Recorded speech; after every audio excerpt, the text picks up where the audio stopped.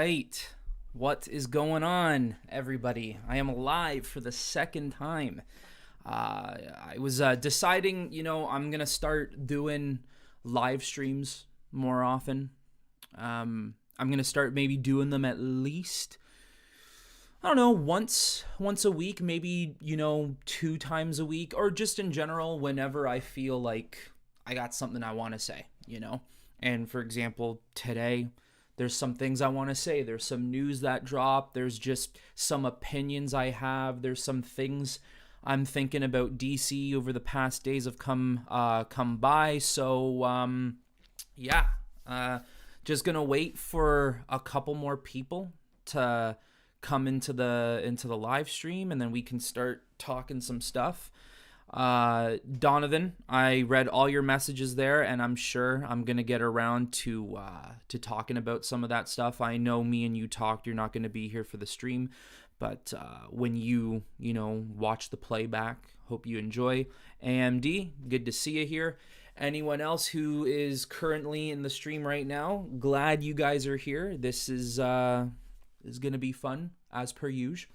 Once again, like I did on my first live stream, if you were here or if you weren't here, I do write some of my notes on a notepad here, what I want to talk about.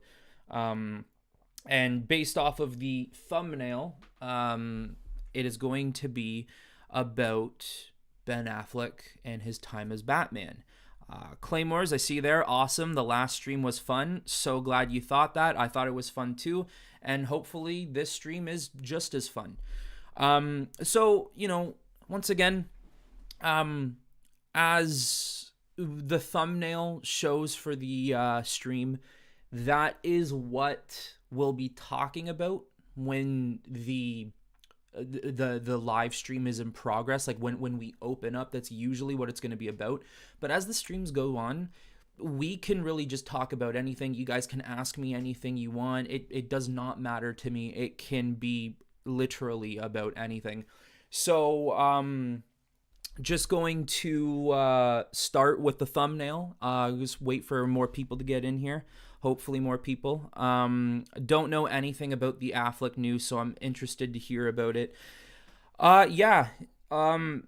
Basically the whole situation is just that it seems pretty interesting how he's talking about Batman more than he has been in the past. Like the last time he really talked about his time with Batman was back during when Snyder was still making things for the DC universe.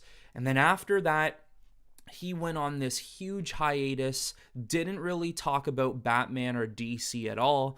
Then all of a sudden we start getting this news from last year that he's supposed to be in Aquaman. He's showing up more in The Flash, and that it was setting up a future where he was going to potentially return as Batman.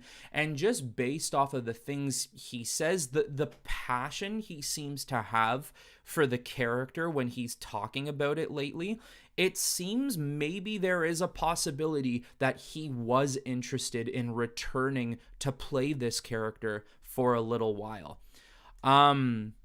So I don't know. I think we do just have to assume that it's gone and over. I am a fan of Snyder's work and the story he was telling.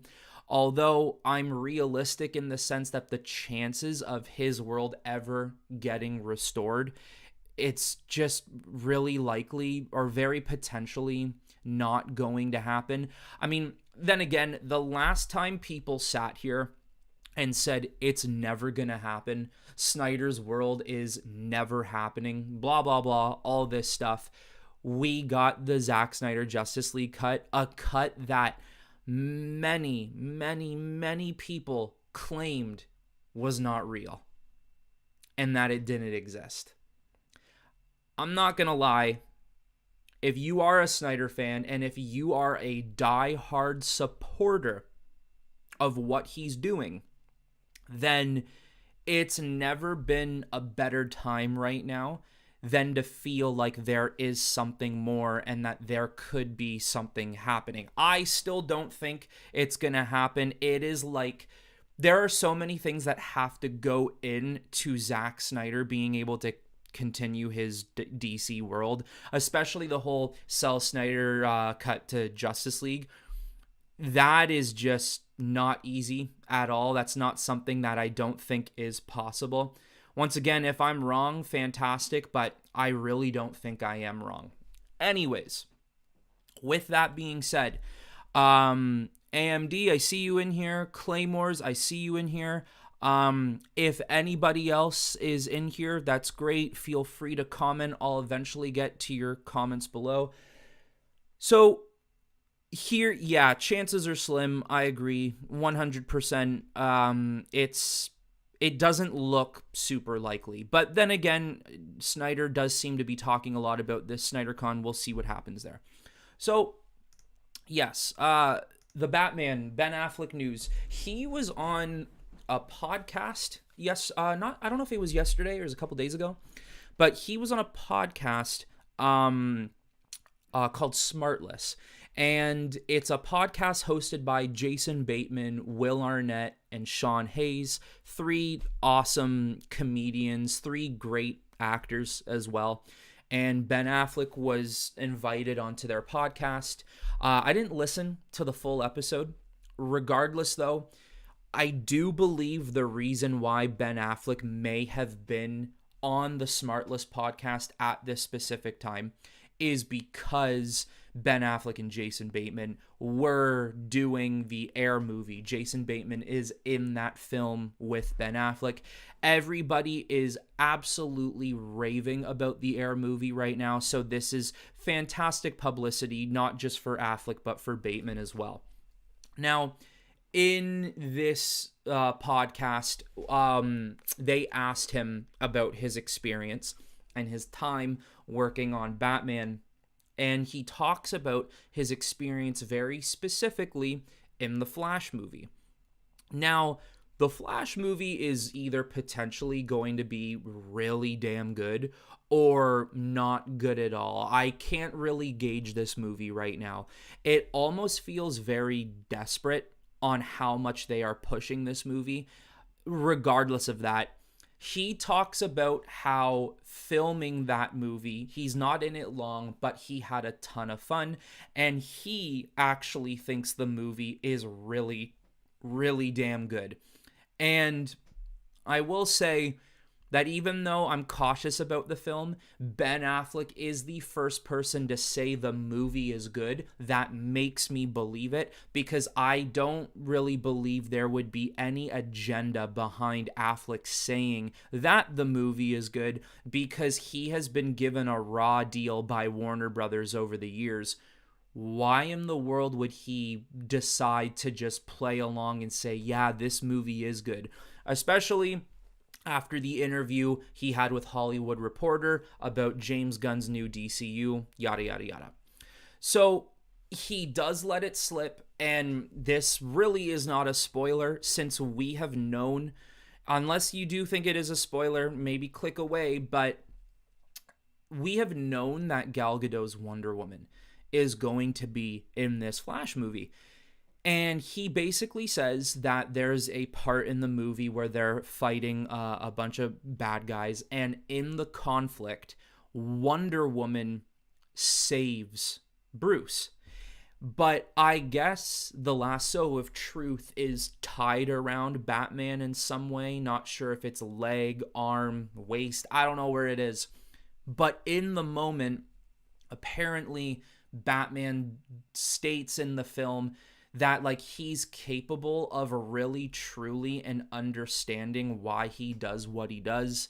And he looks back at his crime-fighting career, and he looks back at his life.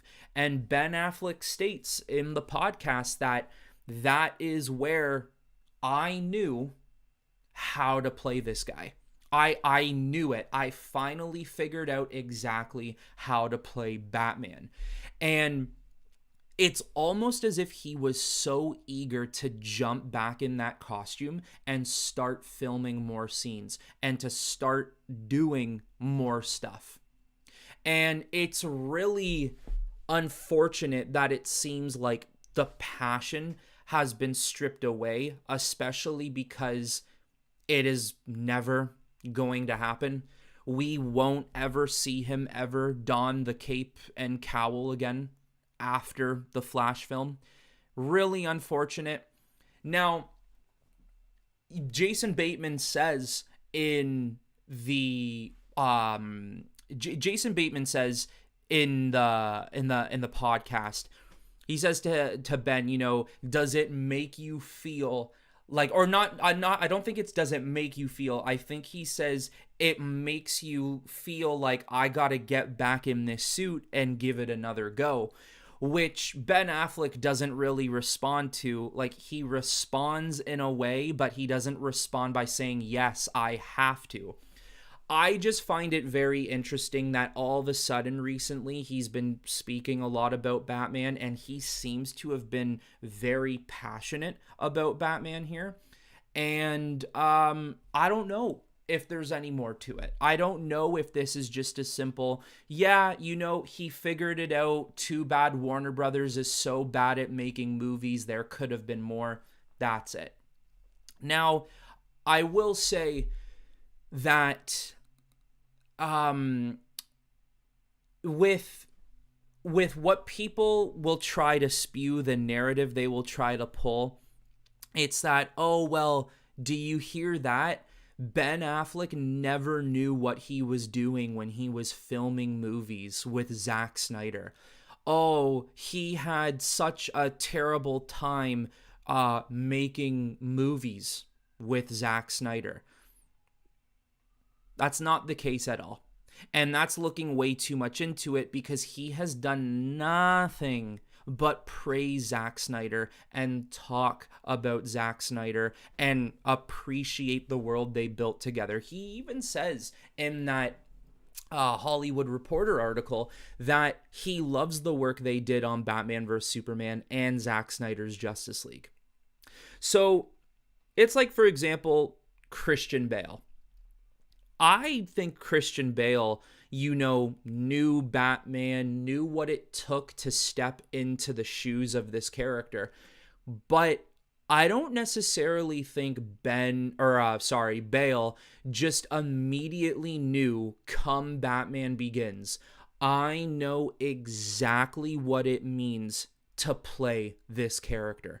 I know exactly how to play Batman. I don't think he did. I don't think that was a situation where Bale was just immediately a, master at the role. I don't think Bale truly understood Bruce Wayne Batman until The Dark Knight Rises. This is nothing new. So if anybody tries to, spew this information that he didn't know what he was doing because of Zack Snyder, that's wrong. That's not the case at all. So it's really interesting how much left in the tank he almost seems to have had. There's more to this, I'm not sure, and I really don't think there is. I just think it's to the point now where Ben Affleck doesn't really care what he says anymore, because he's done with that whole DC world now. So now he's just speaking his mind, he's speaking his truth, and he's moving on. So that's the news on Ben Affleck doing the Smartless podcast. I'm going to go back and listen to the whole thing because I think it is interesting. I love Jason Bateman. I love Will Arnett. Will Arnett and Ben Affleck do have a connection as well because both play Batman in their own right. Affleck is, of course, live action, and Will Arnett does Lego Batman. So, Claymore says, did Affleck mention gun during the interview? No. From what I believe, he did not. Once again, I didn't listen to the whole thing. I don't think he did, though. I don't think Gunn's name came out. And I mean, it's really clear as day how Ben Affleck feels about the gun situation. You know, the whole, he's a nice guy, but I want nothing to do with his DCU. I think that really puts into perspective what Ben Affleck thinks of the future DC. So yeah, that's that for Ben Affleck. Now, I do want to bring up the next thing, which is actually what James Gunn did end up teasing. Let me find it here. Guys, if you're in the chat, I would absolutely appreciate it if you could smash that like button. It helps this stream get out to so many other people so we can grow this community and we can talk so much more about this stuff or anything you want in general. Brown Destroyer says, I don't think Ben Affleck is coming back to play Batman. Do you? No. No. Unfortunately, I don't. I think it is just a situation where, once again, Warner Brothers doesn't know what they're doing. Warner Brothers doesn't know how to make movies. Warner Brothers doesn't know how to keep talent. They disrespect everyone they go into business with. They're a terrible company, and I think they caused so much stress to Ben Affleck during, and not, let's be honest here, not just Ben Affleck. Gal Gadot, Henry Cavill, Zack Snyder is the top of the totem pole for that situation. And I just think we are moving forward. Whether we like it or not, Gunn's DCU is going to happen. Now, of course, the question does remain. Does Gunn's DCU happen for the long haul? Or does it make one movie in, it bombs, and then it never moves forward, which would be an absolutely terrible look. But to go back to your original question, no, I do not think he's coming back to play Batman. So, very unfortunate, but what are you going to do?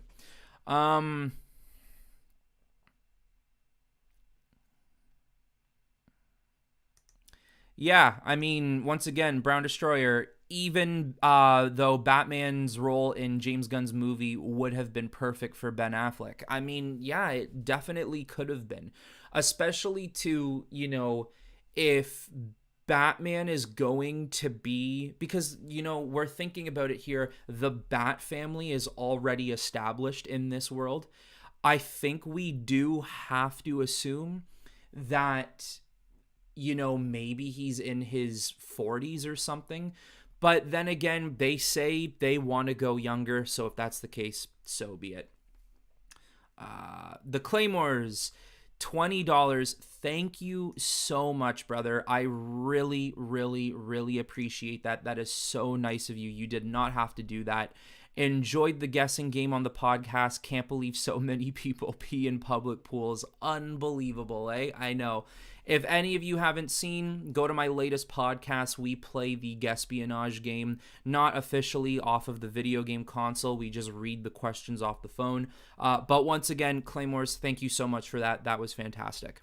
Okay, now Gunn posted this picture on his Twitter today. Let me just quickly get it up for you guys.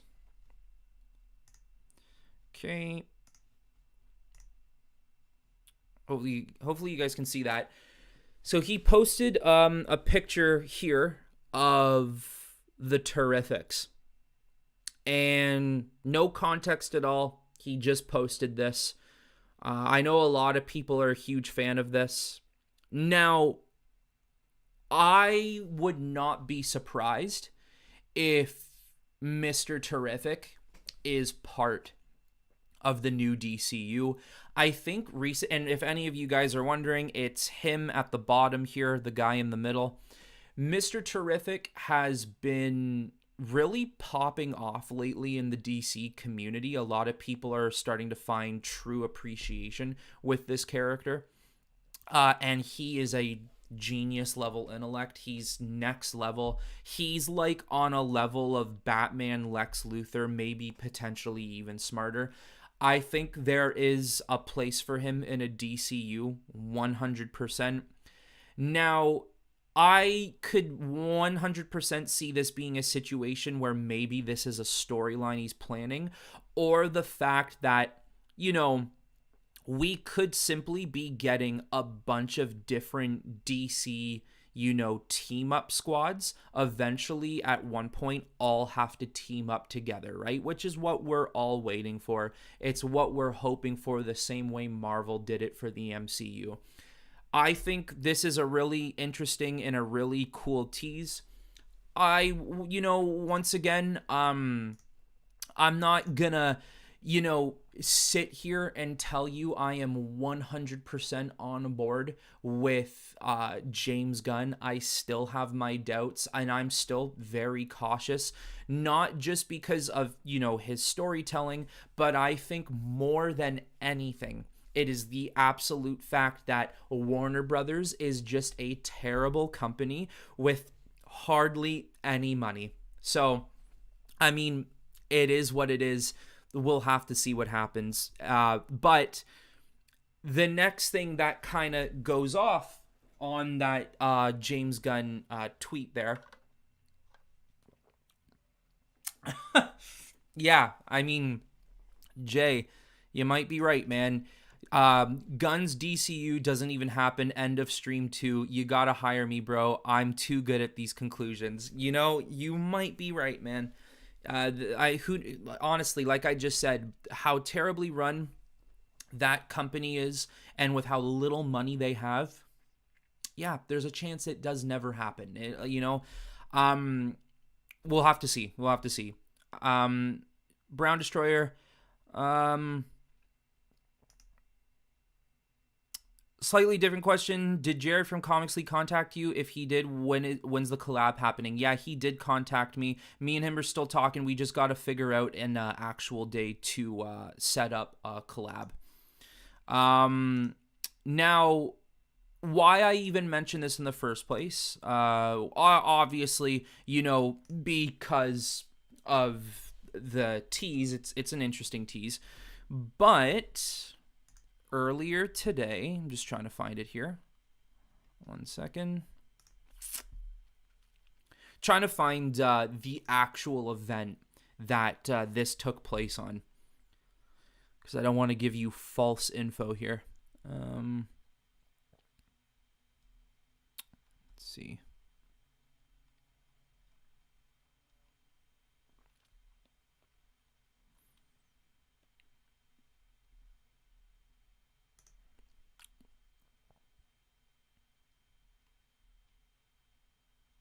Okay, you know what? I can't really tell where this is. I can't really tell what he's trying, where they're promoting, like what red carpet event they're at. Anyways, it's a premiere for something. At the end of the day, and for this premiere they entered a conversation with Ben Schwartz, and if many of you were in my stream from Saturday, you will remember that I did say Ben Schwartz would be a fantastic Plastic Man. Even the fact that on Twitter months ago, he tweeted a photo of Plastic Man and basically, gave or was just simply interested in being Plastic Man in general. Now, they asked him about playing Plastic Man in this interview, where he says that he is absolutely interested. It is a dream of his. He is 100% excited for whatever James Gunn is doing with the DC universe. So that's really great to hear. Ben Schwartz isn't just a comedian. He would be interested in entering a world like this. Now, Frank, 2002. No, I have not talked about the Clayface news, but I will. I will be getting to that. So yeah, I don't know what to tell you. I think Ben Schwartz has to be a lock for Plastic Man. There can't be this much talk, especially from the guy himself. I mean, I'll be 100% real with you here. If James Gunn's DC does end up happening, it does end up moving forward. Okay, let's just say that's what happens.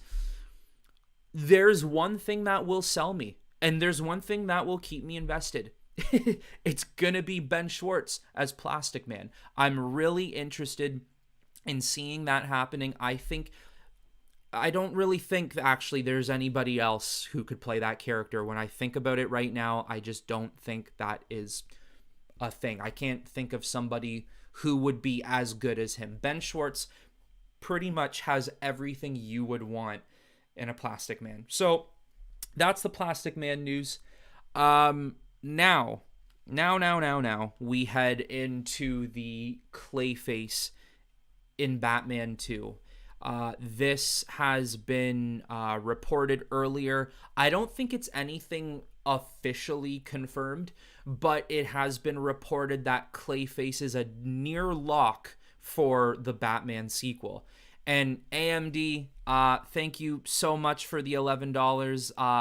That's awesome. Another great live stream. Keep up the great work at T.M.M. Thank you very much. Very nice of you. And once again, I'm thanking every single one of you for being in this stream in the first place. This is a ton of fun. I hope you're all enjoying. So yeah, Clayface. Not the character I would have thought would have been in Batman. I wasn't thinking he would have been in the second Batman movie. And I know people were thinking, oh, well, maybe Mr. Freeze will be in it. I didn't think that would be a thing either. I did not think that Mr. Freeze was going to be a lock for that movie as well. I simply thought that the Batman sequel was just simply going to be,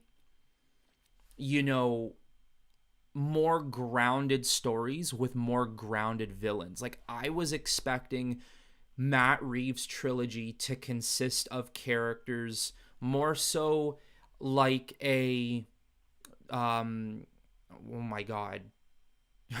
Court of Owls, sorry. I wanted to say Birds of Prey so bad, don't know why. But the Court of Owls, Hush would be someone I would 100% be dealing with in a second Bat film. Maybe, okay, Joker, that's one. Just trying to think of a couple of other. Riddler, which they've already done. Two-Face, very grounded. I didn't think that they would go down a Clayface Mr. Freeze route, but look, Matt Reeves did a fantastic job. He did a good job in the first movie. Once again, very grounded, wasn't really dealing with anything too alien in nature. I'm not talking aliens, I'm just talking, alien in nature, things that aren't human, I guess. But if he were to go down that route, you will not see me complaining. You won't. Simple as that. You won't see me complaining. I have absolute, complete, 110% trust in what Matt Reeves does with these next films and this Batman world in general. So let's see what you guys are saying here. Claymores, Clayface is an interesting villain. Hope it's true. They can do fun stuff with his shape-shifting ability. Yes.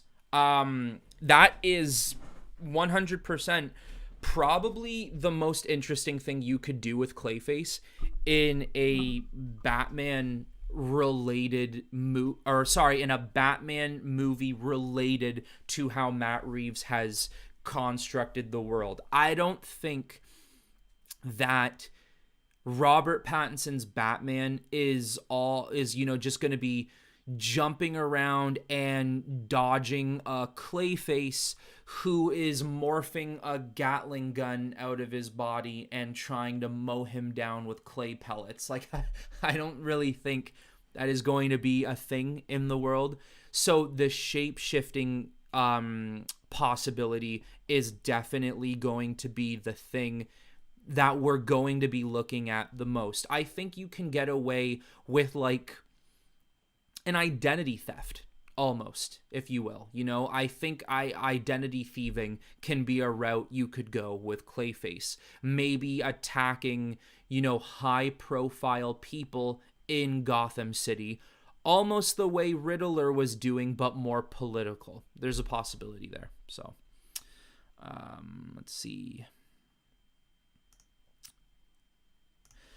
Frank C 2002 says, I think it'll be like a guy who uses prosthetics, like how they morphed Colin Farrell. I don't think it'll be the guy. Oh, what happened to the chat here? Whoops. Okay, I don't think it'll be the clay monster. Yeah, that's, once again, very possible. There is no chance. Or, okay, maybe I don't want to say that. Actually, never mind. I don't want to just say absolutely not. But I think the chance of it being a hulking clay monster is slim. It's going to be more on a toned down scale. Jay says, every sequel for a Batman movie should be a different kind of movie because of the expansive and different villains he has. And this will always stand true for the character of Batman. Yeah. I mean, we say it all the time. I mean, it's almost a consensus amongst all comic book fans, Marvel and DC, and other comic book worlds like Invincible, whatever, The Boys, whatever comic book world exists. It's almost a consensus that the best rogues gallery is Batman. Batman potentially has, if not does have, the best rogues gallery in comic book history. A close second is, of course, Spider-Man, and probably the third is Superman. Every single one of those characters have fantastic villains, but Batman, I think, is just on another level because not only does Batman villains really attack him mentally, but he has villains that attack him physically. And all of his villains do something different. They're not all just like, this guy has super strength. But then also there's this guy over here who also has super strength. So, I mean, he's got so many fear-inducing, criminally insane, super strength, elemental abilities, control of the earth. He's got a lot of different villains. And there's a ton of different villains you can think of Batman that haven't been used, or maybe haven't been used in a long time, that maybe should be used again. Clayface is one of them. Mr. Freeze is one of them. The Court of Owls, Hush, Poison Ivy. There's a lot of option. So, you never know. You never know. Frank C 2002, it almost 100% won't be the clay monster Clayface. Reeves has already said he's gonna ground any fantastical character he uses. Yeah, see, 100%. No surprise there. The Claymores, I want to be second guessing every character, wondering if they're Clayface in disguise. Yeah, that honestly might be the case in the next movie. It might be like a mini game of Clue. Like, where is he? He's hiding in plain sight simply because it could be anybody. Who is Clayface? Who's he turning into? What's going on?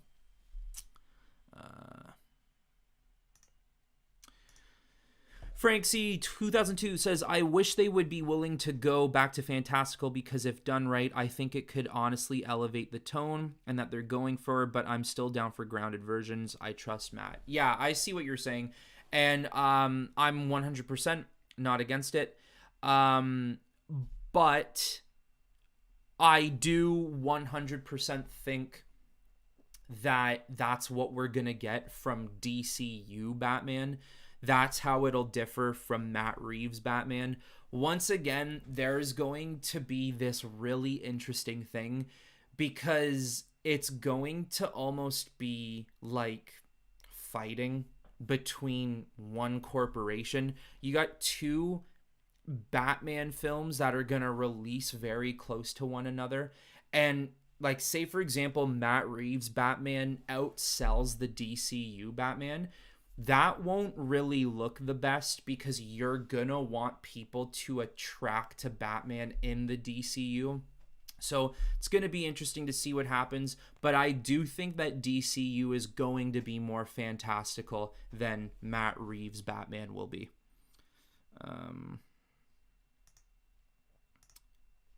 Jay says comic book movies should always delve into different genres for every character in a cinematic universe to keep the intrigue and not just go with 80% of the story being the usual CGI stuff. Yeah, honestly, can we just get away from CGI? Can we honestly just take a damn break from CGI and stop having to CGI everything? It is so boring. It's so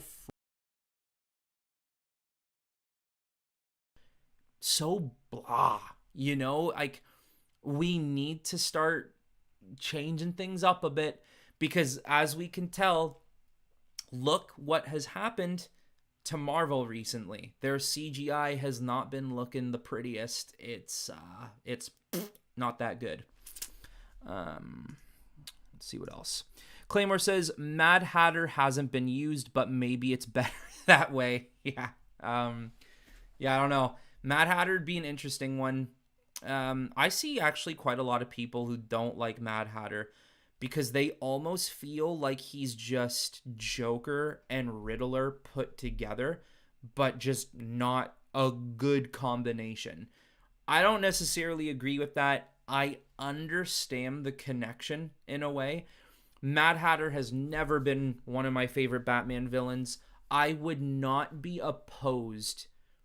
And you know what? Maybe I'm blanking here, but I can't think of movies that have done this lately. But why not have, for example, an opening of a second Batman movie and he's in the middle of taking down a villain? And, let's just say the first 15 minutes of Batman 2 is him taking on Mad Hatter. And when he defeats Mad Hatter, he finds a clue that leads him into Clayface. They could do something like that. I don't know why that more of these superhero movies don't do things like that. It would be a pretty good move, especially with someone like the Mad Hatter. So I'm not necessarily against it, but, we'll see. Let's see. Frank C. 2002 says, oh, what happened to the comment? Why does it always do that? YouTube, I swear. Also, most likely getting Harvey in the next film. He's my favorite Batman character. I really hope they delve into his psychology and the multiple personalities. Yeah. Yep. 100%. I think that's definitely a must. That's 100% something I think a lot of people like about the Harvey Dent character. What I'm curious of is how they change him, what exactly they will do to change the character being a little bit different than what we usually see. The whole, shook down by the mob, or not shook down, but attacked by the mob.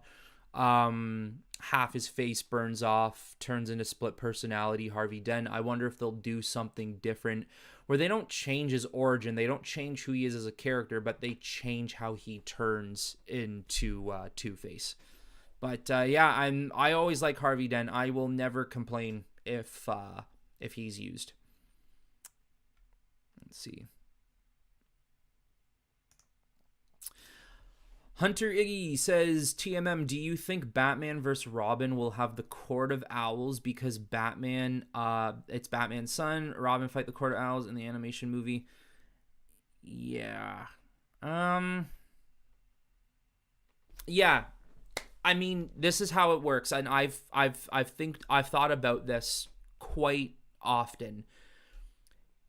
If one Batman movie is going to use the Court of Owls, the other one cannot use the Court of Owls. So I'll just say this. If Matt Reeves' Batman sequel, let's just say they throw a curveball and it is the Court of Owls, and it's not Clayface or Mr. Freeze or whoever's being rumored or confirmed right now. I do honestly believe that means that the DCU Batman, you just can't use the Court of Owls. You'll now get two different Batman movies way too close to one another in release that are both using the same villain. You will have to change it up. So, I mean, if the Matt Reeves Batman doesn't use Court of Owls, then the DCU Batman is more than free to use Court of Owls. If the Batman 2 uses Court of Owls, then the DCU probably shouldn't use Court of Owls. We don't want to get things too confusing. Not just for us fans, us hardcore fans would potentially be able to overcome that, but I think general audiences would be like, what the hell is going on? So yeah, maybe stay away from that for now. One of them has to use it. I'm not saying they have to use Court of Owls. It would be cool if they did. One of them can use it, but not both. Frank C 2002 says, yes, I'm tired of CGI too. Part of the reason why the Batman was so good, they were actually going practically doing the wingsuit scene, but oh yeah, COVID messed it up, so they had to use special effects. Yeah, I heard about that. And the really cool thing about that though is even though they had to use some special effects to clean it up and make it look good, it actually does not fully sell me on the fact that it is CGI. Like, don't get me wrong, I know it is CGI, but when I watched in the movie, I would have thought it was real. I thought it was really damn well done. Whoever the VFX team on that movie was, give them a pay raise because they absolutely deserve it. That wingsuit scene was fantastic. Fantastic. All right. The Claymores, Thanos and Ultron were good CGI villains, but the other CGI Marvel villains are meh. Absolutely, 100% agree. After Endgame, they got lazy. They stopped caring. They just started saying, yeah, you know what? We already make $600 to $800 million, if not $1 billion in the box office every movie we make. Why should I care about what the VFX of a villain who will never be used again look like? Why should I care about putting all this time, effort, and money into characters that, you know how Marvel does it, they end up killing them eventually anyways. So there's no point, right? But yes, Thanos looked fantastic, looked very real. Ultron, I didn't like that movie, but Ultron does look really good. They did a great job with it. They need to get back to that. They need to actually start if you have to use CGI, okay? If Marvel movies have gone too far to resort to going back to practical effects and maybe bringing those movies more grounded back to reality for a little bit, if we are past that point with Marvel, just do the CGI well. Like, I don't know why it's so hard to ask. Just do it good. So, yeah. Frank C, 2002. Well, we don't know for sure if Clayface would be the main villain yet. All they said is he'll be in the movie. He's also... God damn it, YouTube. Why do you always do this? There it is. He's also rumored for the Penguin show. I could see it. 100%. I could 100% see it. He is absolutely like he's an actor, right? Maybe he's in debt. Maybe it's like, oh, Mr. Penguin, I need help with money. I'm late on rent, maybe he's an upcoming actor and just needs 1 month. 1 month before he gets his big break. Or maybe he's been in the acting game for so long and nobody wants, Carlo. If that's the version of Clayface they're going with. And yes, Hannah, thank you so much. $13.99. Proud of you. Keep it up. Thank you so much. Very nice of you. Really appreciate it. But yeah, I mean, Once again, guys, thank you so much for the donations. You really don't have to do this, guys. This is so nice of all of you. Really, what I would appreciate is just hitting the like button on this stream. Like I keep saying, it gets it out to everybody. But thank you for being here in general if you are in the chat. But yeah, I mean, there's a possibility where that is what they will do with the Clayface character. And maybe now there's a direct tie into Batman because Batman has this whole situation with Carmine Falcone. Then that now leads into Penguin because Batman's eyes are going to be on Penguin, knowing that Penguin is going to be the main mafia boss of Gotham after Carmine's death.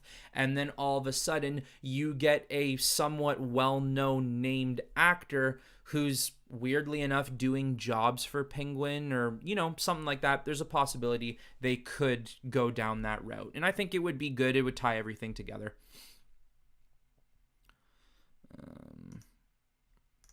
Yeah, once again, Frank, I agree. I've been burnt out with Marvel. I watched the first Iron Man the other day, though, and the tone is just so much more alive than current MCU movies. Absolutely. Like, I've said this before. I said this in my previous live stream because someone asked me. Iron Man 1, Captain America Winter Soldier. I'm just trying to think of other notable names in the Marvel universe. These are more so movies I like, Avengers, Avengers Infinity War. I mean, they all use CGI, right? Especially the bigger name movies like the Infinity War, the Avengers movies, right? They had to use CGI. But the CGI back then was actually good. Like, they took time to make it look as real as possible. They didn't half-ass it. They didn't give $2 for the CGI budget and said, good luck. This is coffee money. Have fun trying to make something out of this. Whereas, in Iron Man or like a Winter Soldier, yes, there is CGI, but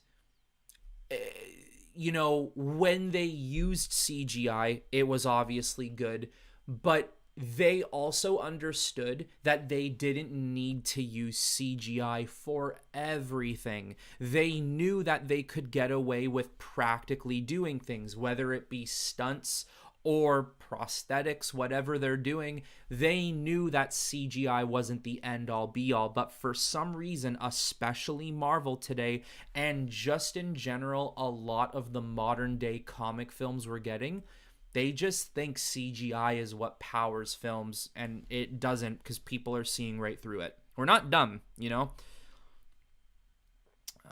Claymore says, Marvel might be going downhill, but not gonna lie, I really enjoyed both WandaVision and Loki. Hey, yeah, at the end of the day, you like what you like, I agree with you on Loki, 100%. I thought Loki was really good, and I thought it was different enough from what we were getting from Marvel at the time to keep you invested. I wasn't a big fan of WandaVision, personally. That's just me. Wasn't a big fan of it, but 100%. Loki, I absolutely agree. 100%.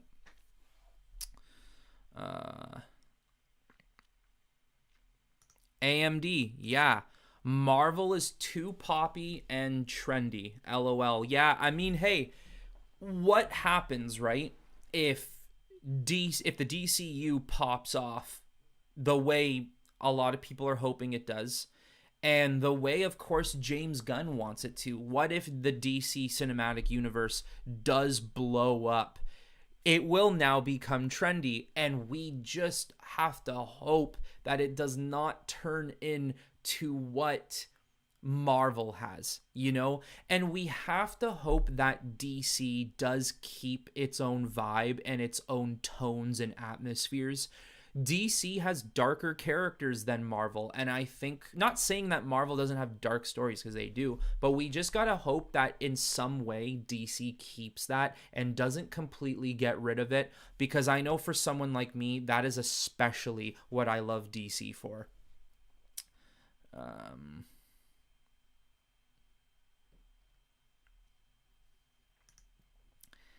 Hannah says, I'm a Marvel turned DC girly. Never thought it would happen, but it did. Oh, yes, it did. Absolutely, and I couldn't be happier.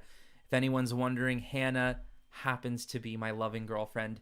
And you can actually find a couple of videos on our channel, on my channel here, where we go through a bunch of like terrible Batman scenes in history of film. They're a ton of fun if you want to watch them. But yeah, I mean, she liked Marvel better. She could connect with Marvel better. And it's not until I showed her the Dark Knight trilogy and then I showed her all of Zack Snyder's movies where she realized, oh, this is what DC's about. That's sick. I like it. Hey, and I'm just saying here, people can say what they want about Zack Snyder, but Zack Snyder turned her into a DC fan. So like, I mean, what's good, you know? Frankie C 2002 says practical effects will always triumph over CGI, and not only does it feel more immersive, you can just feel the craftsmanship and love from the filmmakers. 110%. Look at the Lord of the Rings. Look how good those movies look today. They still stand up.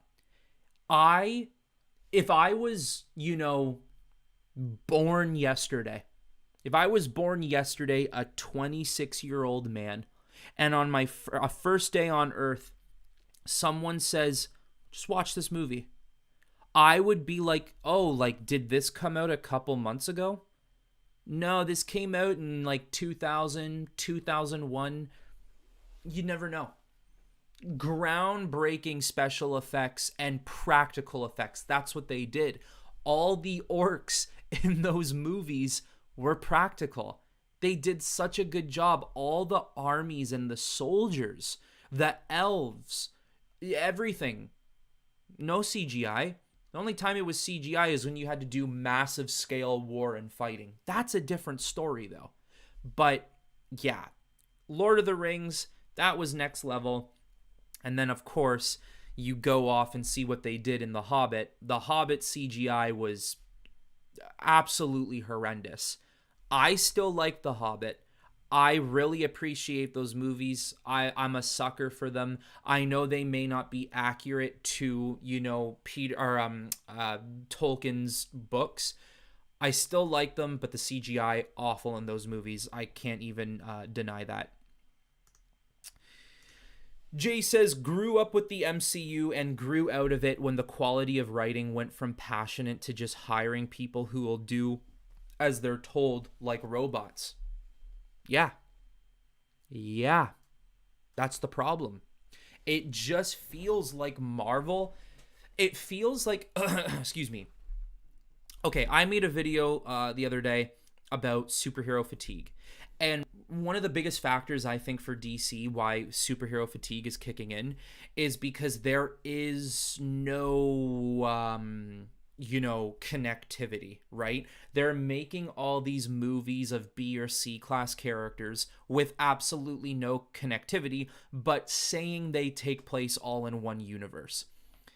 You need to find a way to connect these movies all into the same world with certain consequences, but not taking anything away from the character. And that's what a lot of Marvel feels like. A lot of Marvel feels like, look, we're going to make a movie about a character. We're going to give them their own solo film, but they won't even be fighting their own villain. They won't even have their own characters in their own movie. The story won't even be about them. It'll be about the story we're building for the universe. There's no genuine feel to Marvel anymore. It just feels very corporate and in the worst ways possible. They're losing it a lot when it comes to story, so I agree with that.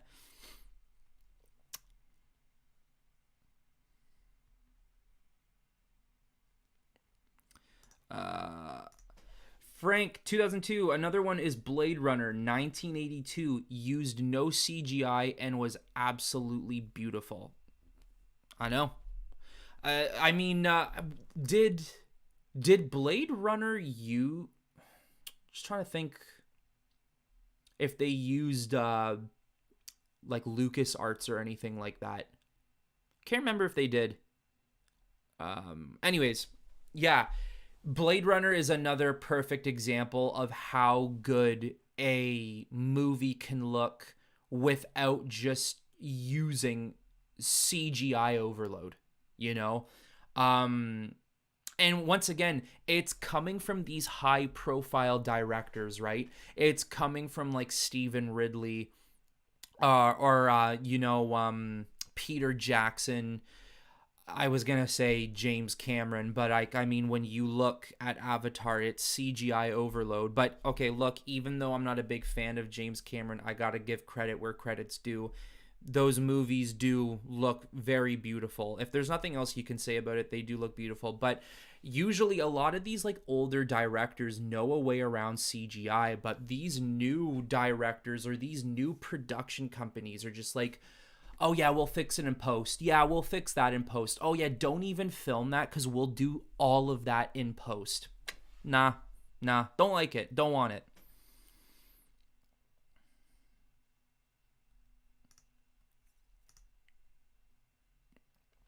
I saw a Hobbit clip from the Claymore says I saw a Hobbit clip where they were fighting in barrels. Oh my goodness, this chat's so stupid sometimes. Fighting in barrels while going down a river. It didn't sell me on watching the movie. Hey, I don't blame you. I mean, if you take that scene out of context of the film, it's terrible. It's awful. If you put it within the context of the movie, you can get over it. But I don't blame you. Like, that doesn't look like something that I would be like, oh, I gotta keep watching this.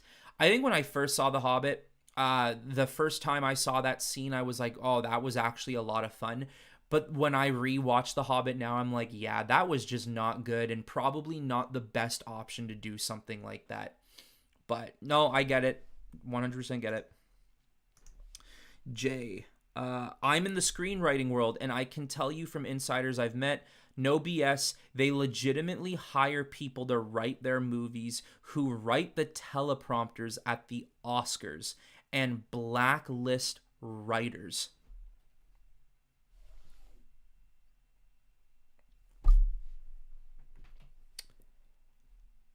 Wow. Wow, wow, wow. I'll take your word for it. I'll take your word for it. I I oh man, I'm blanking. I think it was like last year. I did a screenwriting course, passed it, and I'm sitting here thinking to myself that I think genuinely I could make a solid script and make it intriguing, make it interesting. And I'm thinking here to myself, I'm like, wait.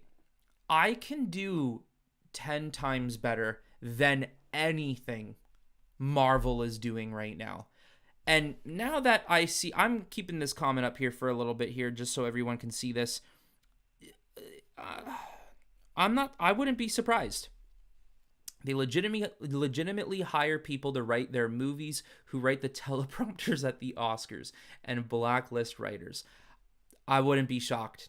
I honestly wouldn't be. It saves them so much money. Now, the question is, where's that money going, right? Is that money going to, where? Because it's not going to the CGI department. It's not going to the special effects department. It's going somewhere else that maybe the movie doesn't even need in the first place. So that's really interesting. That is very interesting. All right. Frank C 2002 says, if the DCU can capitalize on using as much practical effects as they can versus CGI, I think that would boost them ahead of Marvel. Marvel is just way too reliant on CGI. Agreed. 100% agreed. Too much CGI. And it, like, I don't want to keep harping on this, but it is making its way into way too many avenues. Like, it is just, it's I this might sound weird and contradicting, but like, just worlds I'm thinking of right now. Of course, because Star Wars is still a very big world.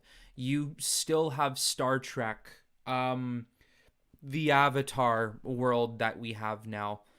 You know, a lot of these worlds, a lot of these productions, a lot of these movies and shows that these companies are making. I understand a world like Star Wars needs CGI, and I understand what's that thing called again? Someone in the chat let me know if they remember, but it's like that 360 CGI screen that they use for The Mandalorian, and they use it for nearly everything Star Wars now, and even other companies making different types of movies and shows are using this technology. I'm completely blanking on it, but it's so good that it can replicate like the environment you want, and you don't even need to be there. You're just in like a goddamn studio warehouse. Like, I get it. That's really, really, really, really cool. But it just feels, once again, this word genuine. It feels like realism is just being taken away from a lot of these projects. And a lot of what makes film very intriguing is just the idea that people out there are so talented, they can make practical effects look like CGI, and it's not CGI at all. It's real. I don't know. It's just a really weird time we are in with filmmaking in Hollywood, and hopefully, like you said, if if the DC universe can capitalize on practical, that'll be a huge step for them. That'll be something very different, and it'll catch people's attention. Claymore says, I'm a huge Lord of the Rings fan. I read all the books in high school. Man, I 100%, I gotta give you a round of applause right there. Reading those books, that's no easy feat. Like Tolkien, oh, light went out. Tolkien, I swear, he had a language of his own. It is on another level. There are so many people I know who love the Lord of the Rings world, but actually gave up on reading them because of how difficult the language is. So, round of applause to the Claymores here. Awesome. Blacklist says, or sorry, Blacklist. Jay says, Blacklist writers, for those who don't know, are chosen out of a hat pretty much and are told to do certain things and are paid very well, handsomely, like really, really well. Wow. Wow. You know, one shouldn't be surprised. I shouldn't be. This is Hollywood. They will find shortcuts for literally anything. They will do anything they can to avoid putting effort into things. And I mean, Marvel is at that point. They are at the point of just not caring anymore. So, I mean, yeah, that doesn't surprise me. At the end of the day, that does not surprise me. And Hannah, I agree. That is crazy. 100%. Frank C 2002, they used the CGI screen on the Batman 2. If used right, it can look amazing because I never noticed it while watching. 100%. I agree with you. It is an amazing technology. It really is good. And yeah, they use it when he's on the building talking to Gordon and Catwoman, a couple of scenes there. And it looks so stupidly real. It's insane how good it looks. It's just so many production companies are only using that now. Like, you know, The Mandalorian, for example, there are so many worlds they use that, like, 10 years ago, they would have said, oh, okay, let's go take, 2-3 weeks of production over to Arizona. Nowadays, it's just like, yeah, set up the circle green screen. We're good here. I don't know. If I were an actor, if I were an actor in this industry, if I were a director, producer, I would want to be able to say, hey, we're taking the production to a certain location. I just think there's a genuine feel about it. If you're going to use it the way the Batman did, that's great because you're not relying on the technology. And I think that is right therein lies the problem, is that a lot of these production companies are relying on that technology and not doing anything else.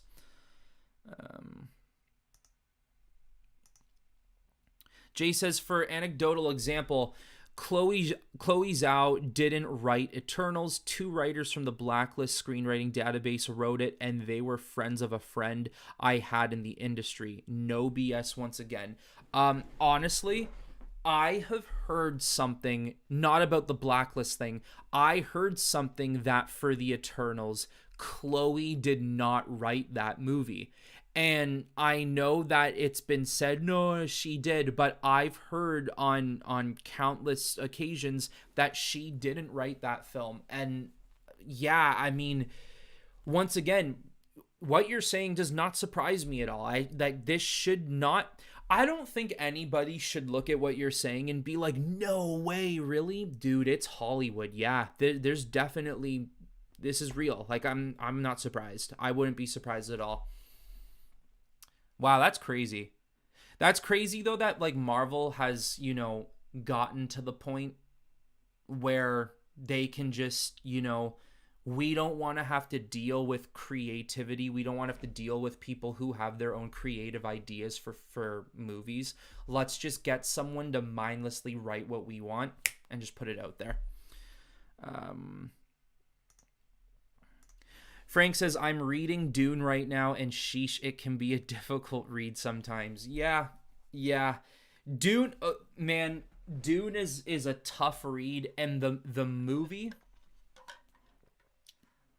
if you don't know how, if you don't know anything about the Dune world and you watch the Dune movie, that's another movie that I think a lot of people would be like, what in the world is going on? I loved the new film, thought it was awesome. I haven't read every book. I think I only read the first one years ago, and the book is great. Dune is a movie that it's a world in general that I think a lot of other sci-fi, worlds out there, like a Blade Runner or Star Wars, Star Trek, even things in DC and Marvel, they owe a lot of things to Dune. There's a lot of tropes that Dune uses that a lot of other sci-fi creations use as well. Dune is really, really fascinating. The history behind it is fascinating.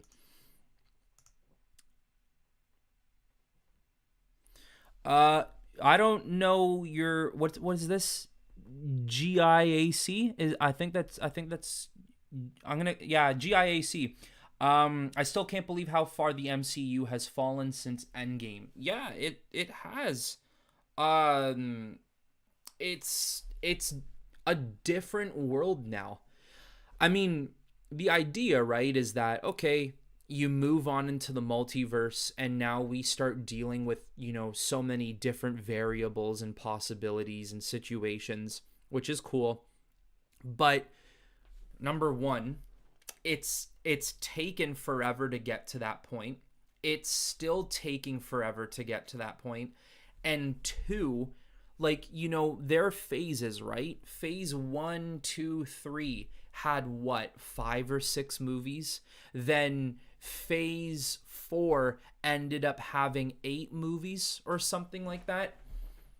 And then all of a sudden, phase 5 has what, a total of 18 projects or something, give or take. I can't really remember, but it's a lot. The MCU, is simply put, is giving quality over quantity. That is what's happening. Got that wrong. They're giving quantity over quality. That simply put, you could dive deep into the Marvel issue right now, but that is what's happening. You are just getting content overload, and that's it. You're getting no substance. You're getting nothing to latch onto that will make you feel, back with Marvel, right? When you look at some of their films, like the first Iron Man, or Captain America Winter Soldier, some of the Avengers films, some of these movies made you sit here and think about it after, and the movie stuck with you as the days and weeks went on. You felt like, I actually experienced something really, really cool. That's why the Dark Knight trilogy is so successful. And, if certain people can stop hating Zack Snyder for no reason, that's what he has done with some of his movies as well. But nowadays, it's just like, okay, so this week we're going to be getting Falcon and Winter Soldier, and we have no idea where that's going to go, but we're going to give it to you anyways. Then we're going to have She-Hulk, which is the biggest woke piece of shit garbage that we've ever created, but we're going to be giving that to you the week after. And then let's see what else. Then we got Moon Knight, which, really cool, but we just don't know how it fits in. It's just content overload, and some people are eating it up, some people aren't. And I think the biggest thing with the content today is mediocrity once again. And it almost feels like a lot of people who are watching these projects and all this content we're getting from all avenues of film. I don't care if it's DC, Marvel, Star Wars. I don't care what it is, whatever Amazon and Netflix is doing. Netflix with all their, trashy TV and stuff like that. I think we, as a society of entertainment and film, we are getting so much mediocrity that we're almost okay with it. So that mediocre show we just watched only stays in my head for the time being I'm watching it. And then when that show's done, I'm capable of wiping the saliva from my mouth and saying, okay, next one. What's the next mediocre show we can get? Instead of genuinely sitting here and waiting for good TV, for good movies. It is what it is. But that just seems the situation we seem to be in. And that's why MCU's fallen off right now. What are you guys saying, though? What's going on? What's going on here? I kind of went off on that point there. Guys, once again, hope you're all enjoying. Hope you're having fun. If you haven't yet, please hit that like button. Please smash it for me. It'd be a big help.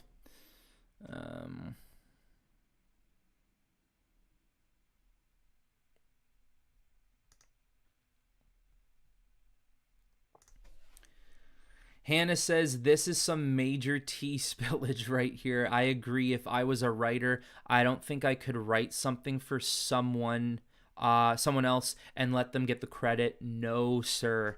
Yeah, I mean, how much money we talking about? but seriously, I mean, yeah. Especially if I'm writing for movies on that scale, if I'm doing it that I know a vast majority of the world is gonna watch, I'd like my name thrown there. I'd like them to be known that, okay, this was written by blah blah blah. But I mean, how much would it be worth it if I was forced to write what they wanted me to write? So maybe it's not worth it. Josiah the Brain says, I can't believe Marvel hired the person who wrote the She-Hulk to write the Marvels. Oh, is that what they did? Honestly, I am I got I'm not like huge into Marvel, as you guys can probably tell. I don't follow the Marvel news that much. I don't really know what's going on behind the scenes in Marvel at all. It's just not my thing. But if that's the case, that's bad. I'm sure Brie Larson will love that, but yeah, that's definitely not good if that's the case. Frank says, I'm honestly not a big multiverse fan. It disconnects me from the characters. Disconnects me from the characters knowing that there's all these other infinite versions of them out there. Like you said, content overload. Yeah, that's the problem. And I've I've been saying this about the Spider-Man movie. A lot of people agree with me, and a lot of people get mad when I see it. So be it. But the problem with No Way Home is that yes, it gave us Tobey Maguire, Andrew Garfield, Willem Dafoe, David Molina, Jamie Foxx, Thomas Hayden Church, Rhys Ifans. It gave us everybody back in their respective roles. Very, very cool. But the problem is nostalgia only hits for so long. In the moment, I was like, yeah, fist pumping. I was like, let's go. That's my shit. But after a while, I take, a sec to sit back and I'm like, that's all this movie had going for it.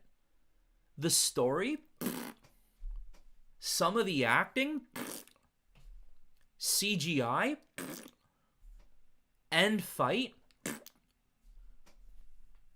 just ain't it. And look, if you're selling out, that's fine. Just admit it to me. Admit it to us.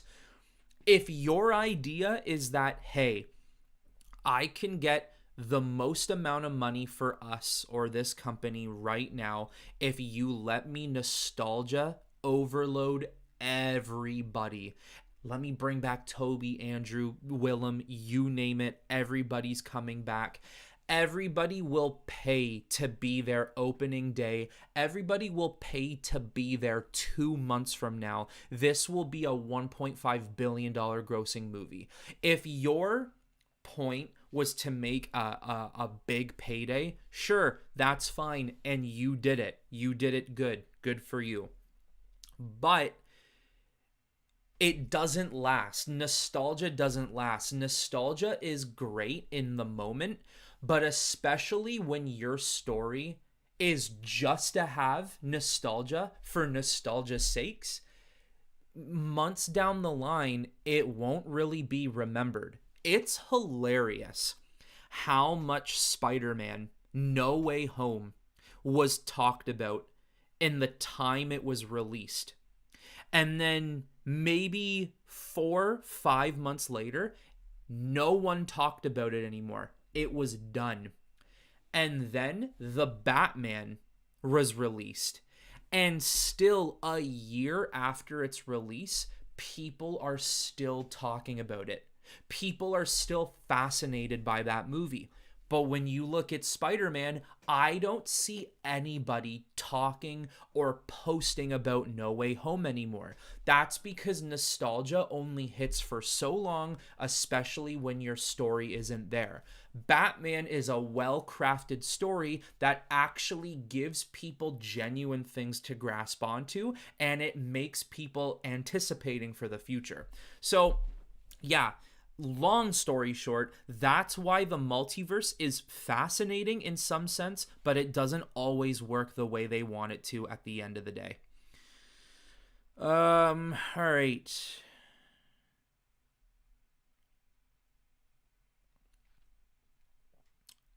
This chat, man, I swear to God, it brings you all the way down and you lose track of where you were. Okay, here we are. Claymore says, I've only seen Doctor Strange, Loki, and WandaVision. Nothing else Marvel related has interested me recently. Yeah, really interesting you say that too. I absolutely agree. I watched WandaVision because I was curious to see what happened after Endgame, and WandaVision actually kicked me out of it. It was one show that immediately kicked me out of, yeah, I'm out of here. I'm done. Peace. And Claymore's just saw your $10 donation. Awesome. Thank you so much once again. So kind of you. Did you play the multiverses fighting game? Do you think that do you think they did the DC characters justice? Honestly, um did I play it? Yes, I did. I did. Sorry, it's like the Super Smash Bros for DC. I did play it. I didn't play a lot of it though, to be honest. It's fun. It's fine. I think it's an enjoyable time.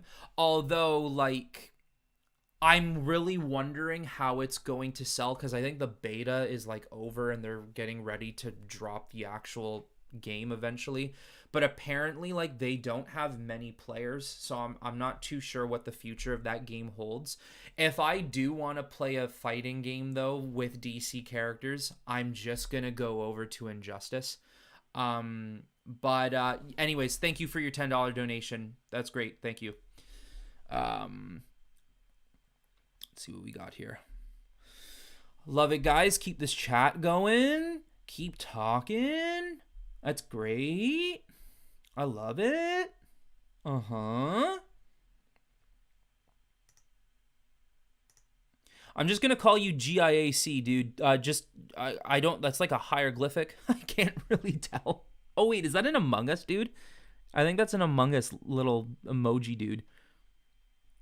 Anyways, you say people just love to binge watch shows, to be honest. So that has a lot to do with people accepting a mediocre show. And then when they talk about it, they don't remember how it was and say it was good. Yeah, 100%. Um, like, I'm trying to think of some of the Marvel shows we got. And you know what? Here's a challenge for me. Let me list all the Marvel shows they have made since Endgame. You got WandaVision. You got oh my god, Loki. You got Captain America Winter Soldier.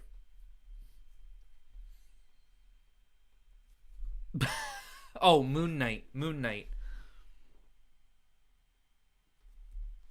Guys, I'm blanking. I'm sorry. I fail if that's the case. I failed. I don't know what to tell you. I can't think of any more. But you're right. That comment just proves that people will just watch mediocre shows. That's all it's really about at the end of the day.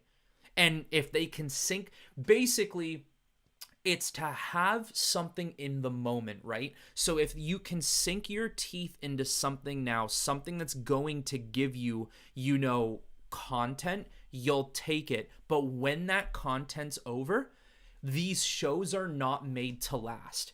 I don't ever see anybody talking about like, dude, I gotta go back and rewatch She-Hulk. Oh my god, there's one. Hawkeye. I gotta go back to watch Hawkeye. Man, I watched Hawkeye with the intent that it was actually gonna be awesome. I fooled myself into thinking it was gonna be awesome. It was nothing more than mediocre to me. It was just oh yeah, Vincent D'Onofrio's Kingpin showed up. That's great. Okay, cool. See ya. So, yeah, it's true.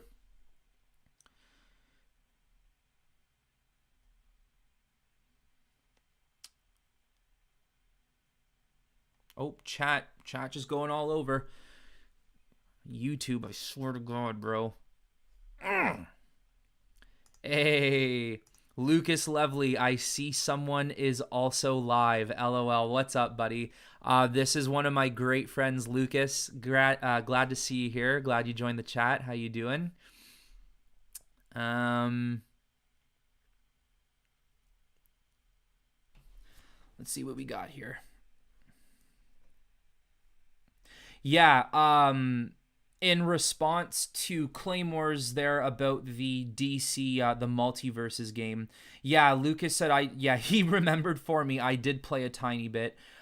Lucas says it's not doing so hot right now. I've heard it's not doing so hot. I heard there's this huge issue with the whole, like, people are buying things, the beta's over, there's no guarantee if they're getting their money back. I don't know too many details on it, but yeah, it's not sounding too hot right now.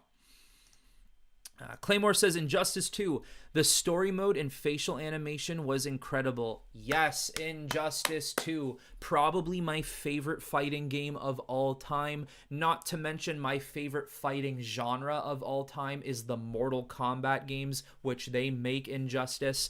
You cannot go wrong, with the Injustice games. I want an Injustice 3 so bad, but it really seems like they're going to be making a new Mortal Kombat game. And Lucas, that's terrible. Less than 1,000 people on Steam. That is absolutely awful. It just seems like Smash Bros. Really dominate that market. But yeah, Injustice, I want an Injustice 3 so bad, but it looks like we're going to have to wait for a little bit.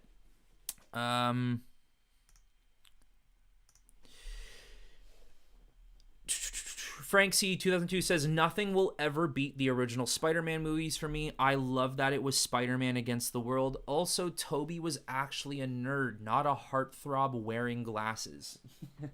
yeah, I know.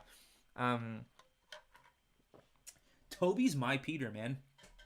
Toby's my Spider-Man.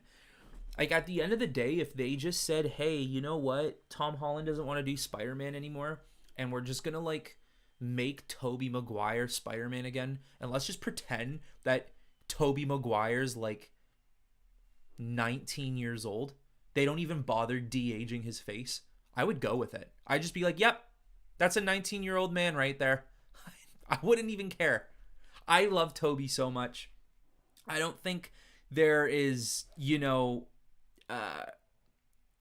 any yeah, Andrew was great. I did actually enjoy Andrew. Actually, now that I think about it, I did like Andrew. Tom Holland, I don't know. He's an odd one. He's a variable. A lot of people love him. A lot of people are not a big fan of him. I fall in the category of it's just not the same. I think watching him in the moment is like, yeah, okay, that's Spider-Man. But I'm not like, oh my God, give me more Tom Holland Peter Parker. I think he's a better Peter Parker than Spider-Man. So just in general, I think he's a good Spider-Man. But yeah, there's nothing Tom Holland really does for me. I just think Sam Raimi and Tobey really hit something in that original trilogy.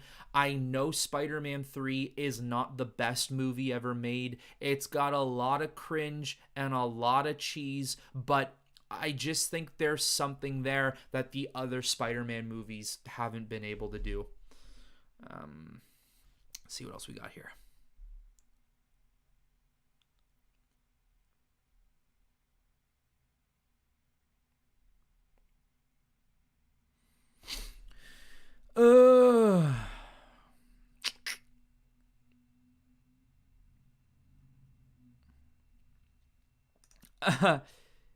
GIAC is pronounced Jack. Okay, yeah. Let's see. Wait. Jack says, I'm so used to it, I don't even care better than Giac. Okay, all right, well, we'll go with Jack. Fix T.M.M. up. Yeah.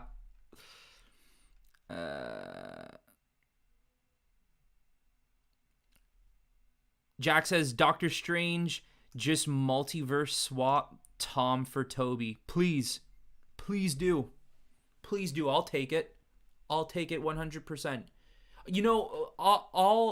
I'll stand by what I say with the No Way Home movie. It's just nostalgia bait. I'll stand by that. But yeah, There's no doubt in my mind how much I absolutely loved seeing Toby back on screen. I absolutely loved it. Fantastic. Great moment for me. Hannah says hashtag TMM hates Tom Holland. I mean, I don't hate him, but I also won't stop that hashtag from moving along if anyone you want to carry it on. The Claymores. Oh, this damn light, I swear. Claymores. Multiverses Beta had major lag and matchmaking issues. They said they'll be launching the game after they fix that and make more content for the launch.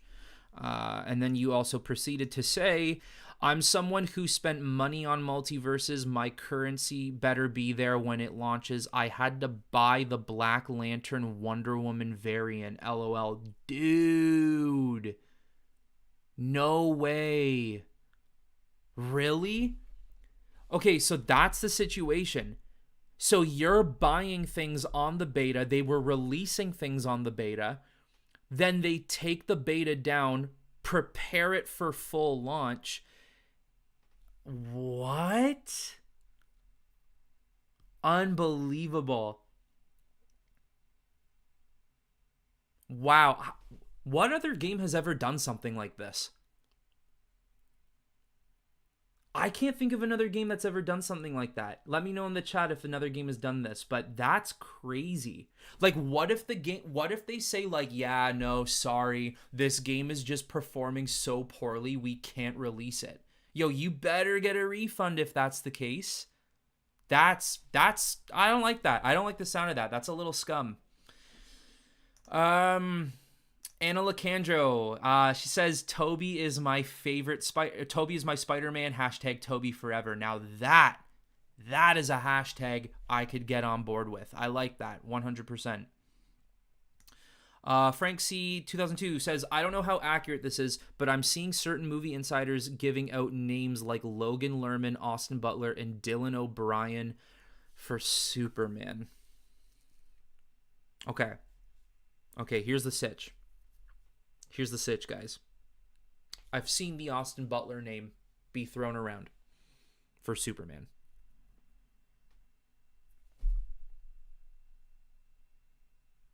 Austin Butler was fantastic as Elvis. But I don't... Like, can we just take Austin Butler and say, Oscar-worthy actor, he can be Superman?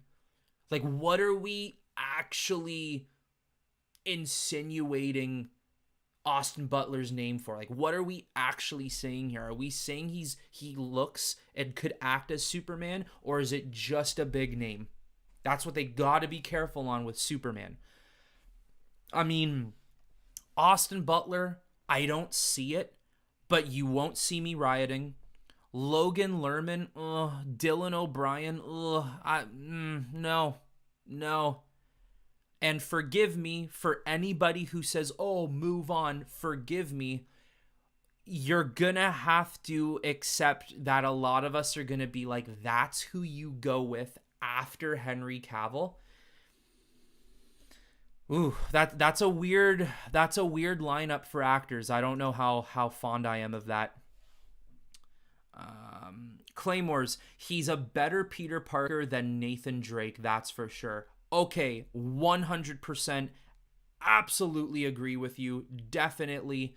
What a stupid move making Tom Holland Nathan Drake. That is a movie I will never watch. I love the Uncharted games, but I will never watch that movie because I feel like that movie is a spit in the face to all the fans of the games. I will never watch that movie. But I agree, 100%. He's a far better Spider-Man than he is Nathan. All right, what we doing here? What we got going on? How's everyone doing? We doing good? We having fun? Indu, what's up? It's like everyone thinks Tom Holland is a nerd. Like, dude, not only dated MJ in the movie, he picked her up in real life. Man has a degree in Rizonomics. Yeah. Yeah, I mean, Tom is like... how would you like relate him to like someone from maybe 20 years ago? I don't know, but Tom is someone who like he can't get his name out of the headlines. He's everywhere. He's talked about for everything. He's always there. Always there.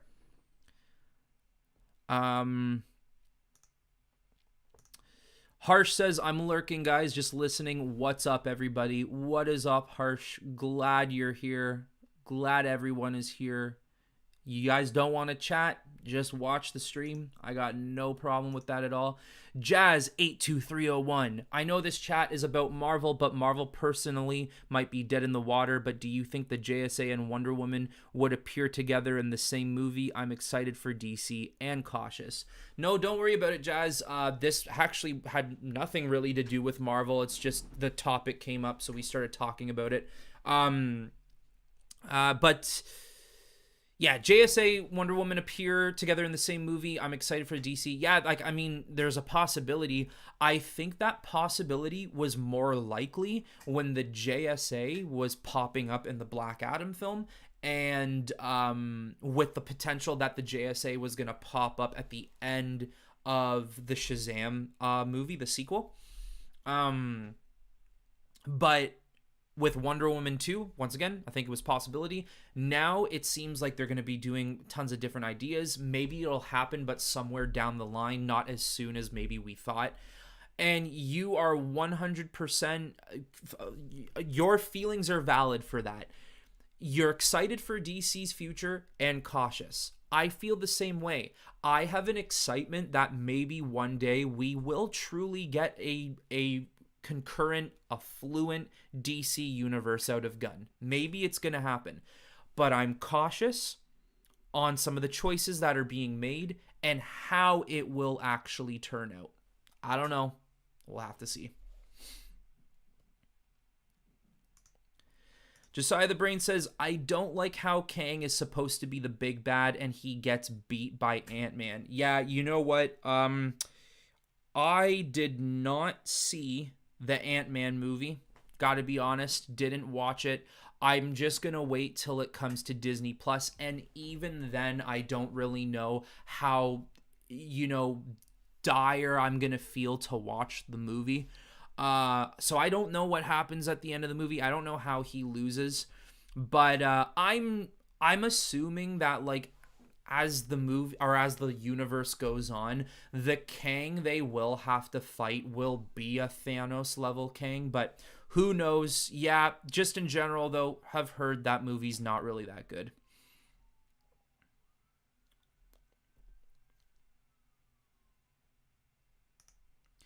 Indupe says, I can't believe they made Tom Holland Nathan Drake. Now that's a meme. Yeah, man. It's so weird. You know, the weirdest thing about the Uncharted film is that they went from like 10 years ago, Mark Wahlberg is going to be Nathan Drake. All of a sudden, that film hits production hell. It's postponed indefinitely. And then they say, Tom Holland will be Drake, but Mark, can we use you as Sully? So weird. Of all people to use as Sully, I'm not a fan of it. I gotta die on that hill. I will never watch that movie. I never will. Not gonna happen. Yeah, Claymores. Same. I don't plan on ever seeing the Uncharted film. 100%. Don't blame you.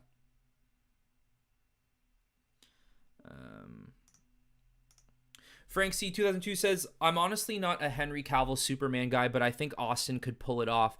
Based off of how much Gunn loves the Superman character, I trust him with whoever he picks. Yeah, like you might be right. You could be right. Like I said, Austin Butler certainly is an actor. He's not like one of those actors who's like, I'm in the industry. I do movies. I like to, play fun characters. No offense to him, but like for someone like that, it's like Chris Pratt, right? He's a fun movie star. He does cool movies. He's an actor. Austin Butler is an actor.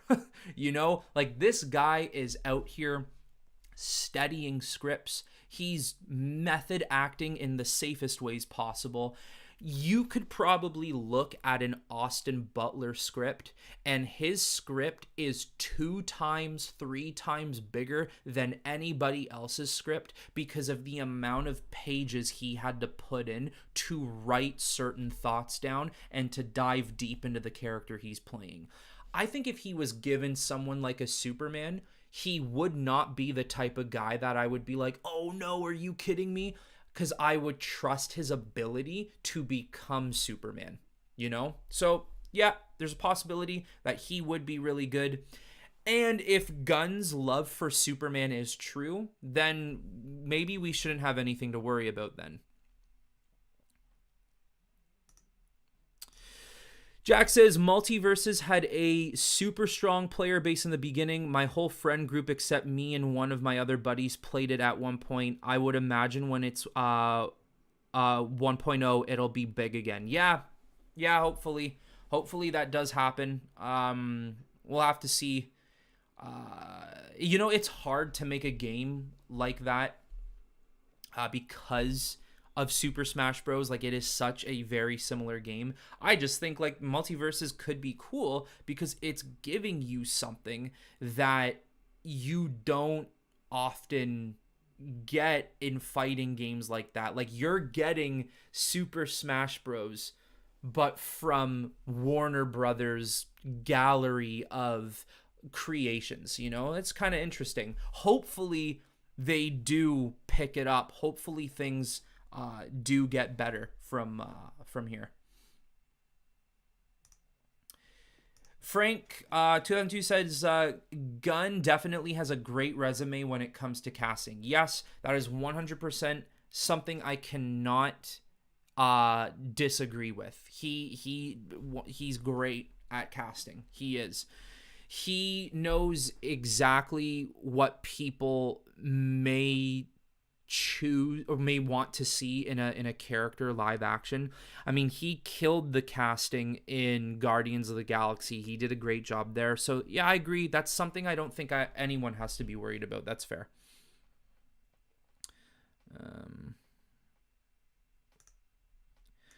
And Frank also says, I haven't gone to see Ant-Man either. I watched Thor Love and Thunder on Disney Plus, and oh my god, it was horrible. Oh my god, it was horrible. Like, horrible.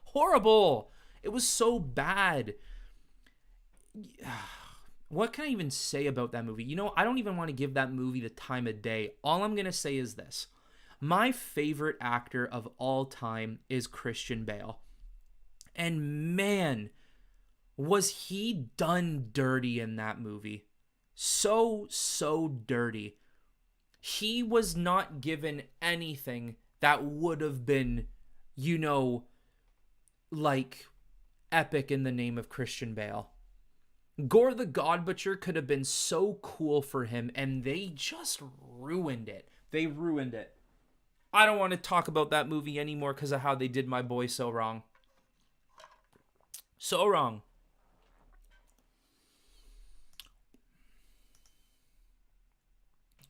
Frank C, 2002. I'd prefer them to go for a lesser known actor for Soups, but they might get a big name to boost ticket sales. I was thinking this recently. I've been thinking about this for the past couple months. What I thought they would do is they would go bigger name on Batman, lesser name on Superman. But you are right. They might have to go bigger name on Superman because the movie has to sell. If the movie does not do well, James Gunn's DCU is likely over. Like this, they have one shot to do this, and Superman needs to hit. I mean, look, I know you said you're not a big Henry Cavill Superman guy. A lot of the world is, though, and I will just say this. If it was another Superman movie with Henry Cavill, the money would have been there. It would have. So they gotta be... this is tough. This is a hard one. They gotta be sure. They have to be absolutely sure what they're doing here. They gotta be. Jazz 82301 says, with DC coming out with a reboot and the inspiration is Young Justice and Justice League Unlimited, How big do you think Vandal Savage will be? Because Darkseid will eventually come, but we might see Brainiac Mongol earlier, in my opinion. Yeah, I've seen a lot of people talk about the potential of Vandal Savage coming into play. I would be fine with Vandal Savage. I think that would be pretty cool. I think Vandal Savage would be a neat villain for either one of those teams or just the DC universe in general. Darkseid is my number one main. If I were in control of the DCU, the number one guy, the villain of the universe, would be Darkseid. No doubt about it. Brainiac, I think, would be a fantastic addition to the DC world, but I think with Brainiac, they're going to solidify him to Superman to begin.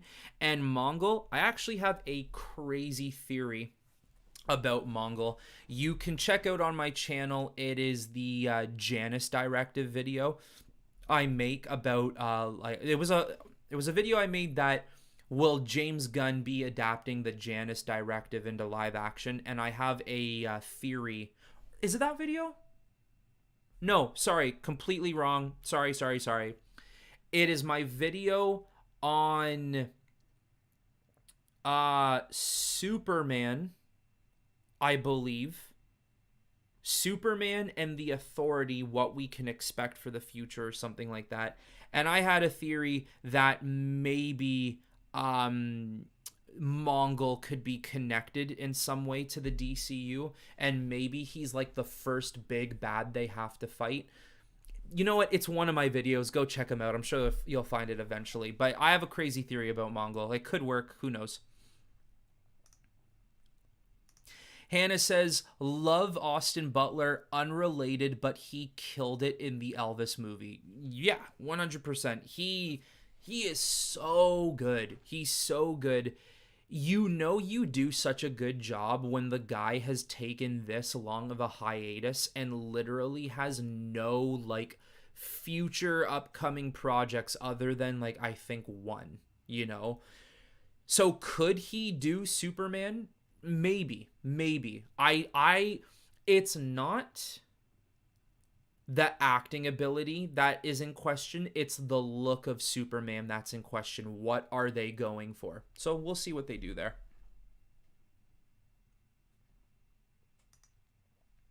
Frank C. 2002. I like Henry as the actor playing Superman, but I just don't like the way Snyder wrote Superman. For the most part, the chat once again, what the hell happened to it? For the most part, he felt like an inevitable villain and didn't inspire any hope in me. That's fair. I don't blame you. I think we're just on completely different spectrums there, and that's okay. I love the way Snyder wrote him. I love the fact that this is I was almost going to say Batman, that this was a Superman who really needed to take in the consequences of what it meant to be someone like him on Earth. Although I get why maybe it doesn't attract to you or why it didn't speak to you. That version's not going to speak to everyone. I get it. For me, it worked, but 100% I understand. Josiah the Brain says, I hope in James Gunn's DCU he doesn't kill off every main villain in their first appearance like Marvel. Oh my god, please don't. Please don't do that. Please don't. I really don't want that to happen. DC has, everyone says this a lot, that Marvel has fantastic heroes and DC has fantastic villains. I mean, I think DC's heroes are better than Marvel's heroes, but that's me having an opinion. But I 100% do agree with the fact that, yes, I think DC's villains are on another level of interesting, of intrigue. They're really great, and they're too good to be tossed away. I'm not saying some villains can't be killed. Maybe some villains simply just cannot be fit into a bigger plan, but don't kill every single one of them. What a waste that will be. So yeah, hopefully not.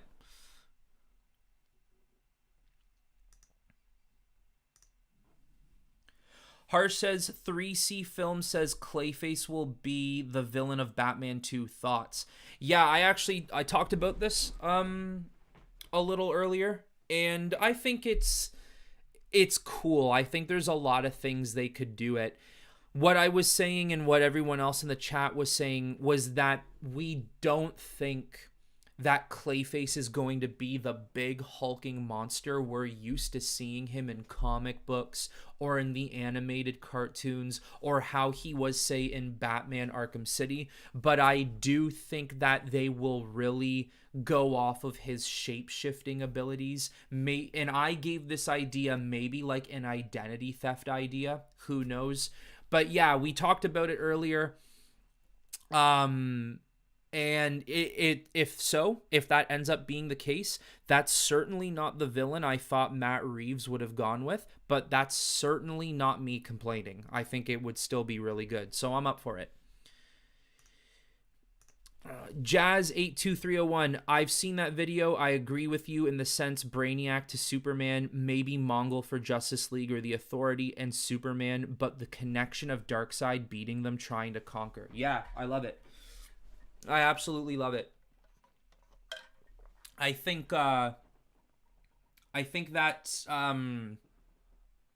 Darkseid is just the main guy, you know? Like, I just think Darkseid, he's just, I don't know, for me, I love Darkseid, though. Maybe this is very biased of me.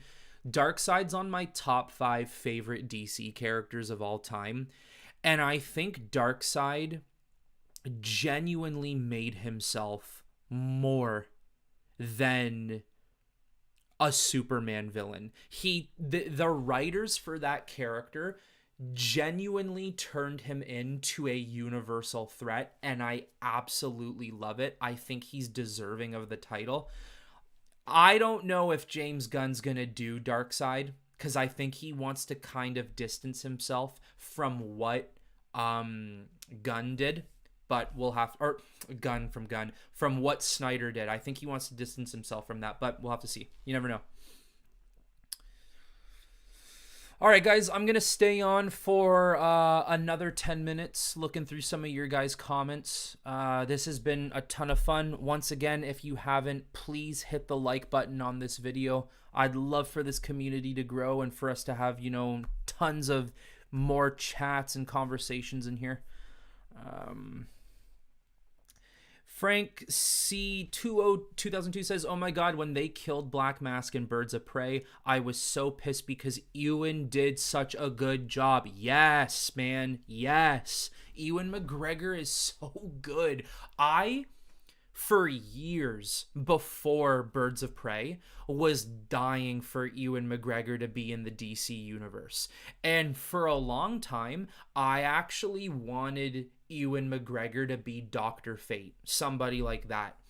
Regardless, they got him for Black Mask. I wasn't complaining because at the end of the day, I just wanted him in DC.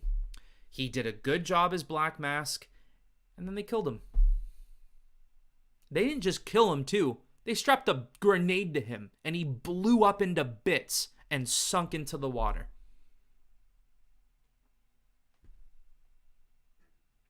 So, I don't know. There's certainly a possibility that, you know, Gunn is, of course, redoing everything. And if his world does end up working, maybe he does get recasted somehow. I don't know. I think you do have to question how many people will genuinely remember him as Black Mask in the Birds of Prey movie, since nobody went to go see that movie. That movie was doing so bad with lack of attention, they literally had to change the title of the movie while it was in theaters. So maybe you can get away with making him a different character, that, you know, no one will remember him as Black Mask. But yeah, Ewan McGregor, man, it's just so unfortunate that, you know, they had to kill him. And I still do enjoy Zach's take on Superman, but I look at it as more of an Elseworlds thing, if that makes sense. Good. Yeah, great. 100%. I don't think there's anything wrong with that, you know? And even too, here's the thing, right? I don't think Zack Snyder was saying, hey, over here, I want to be the main DCU and you have to love it. I just think he was a man with a vision who had 5 stories he wanted to tell, and that was it. Because I agree with you. I love his movies, every single one of them. Man of Steel, Batman vs. Superman, Zack Snyder's Justice League. But I agree, it is an Elseworld story. It would not be considered the canon DC universe if you were to ever have a general consensus, a solidified DCU. It wouldn't be. It would be Elseworlds. So 100% I agree with you on that one. Josiah the Brain says the guy who played Black Mask in Birds of Prey was fantastic cast, but they killed him off like Ultron with Marvel. Yeah, Ewan McGregor, like I was just saying. And yeah, what's his name for Ultron? He was in The Office, season 8. Oh my god. James Spader. Fantastic voice for Ultron. So damn good. They are definitely 2 castings that have been wasted quite recently.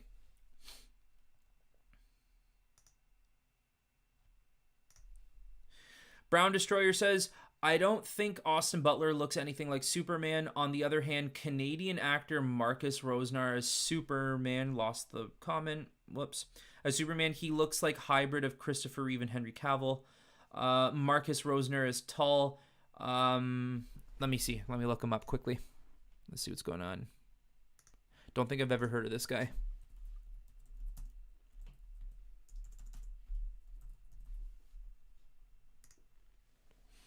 How do you spell last name? Rosnar. Okay.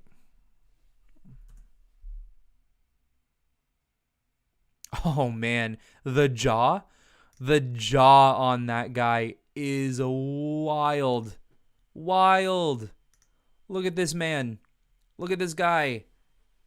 Look at him.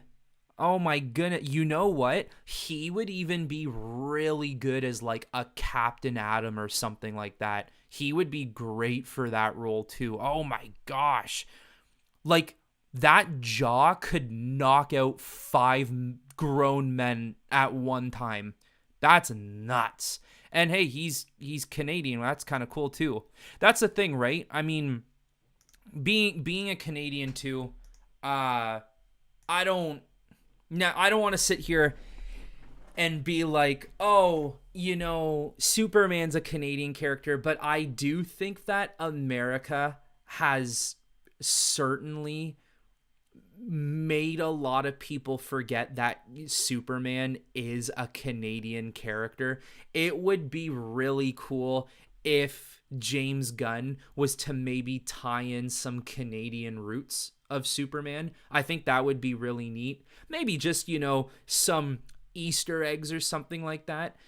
But yeah, that's really neat. I'd never even heard of this guy, but that jaw is on another level. That thing could, you know, potentially he could headbutt someone and it wouldn't just cause damage to him. It would cause damage to the entire surroundings. It would just implode.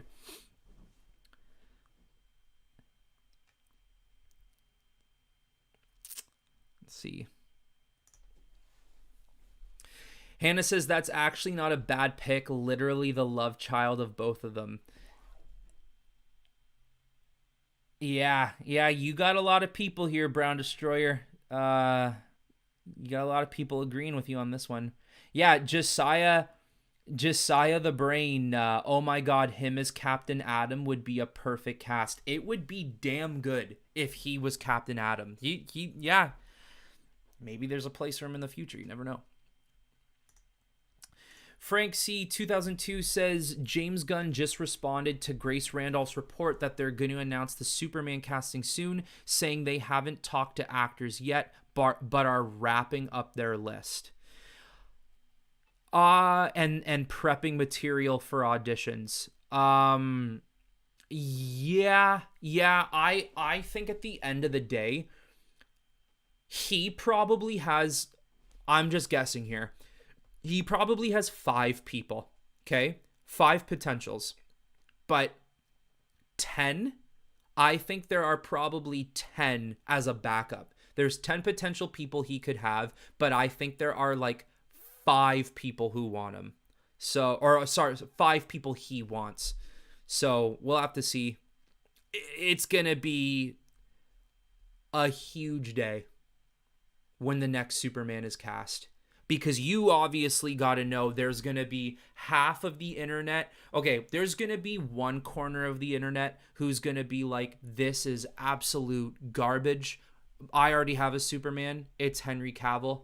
You're going to have another corner of the, metaverse that's going to be like, this is great. Can't wait. Then you're going to have another corner that's just like, I don't really care, to be honest with you. So it's going to be really big whenever his Superman is finally announced.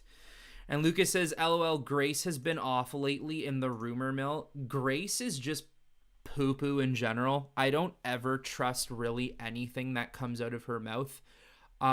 She has terrible takes too, and look, everyone's entitled to their own opinion. It is what it is. But yeah, she's just, I don't know. I don't really trust her all that often. But I could see the next Superman casting being close. We'll have to see. Yeah.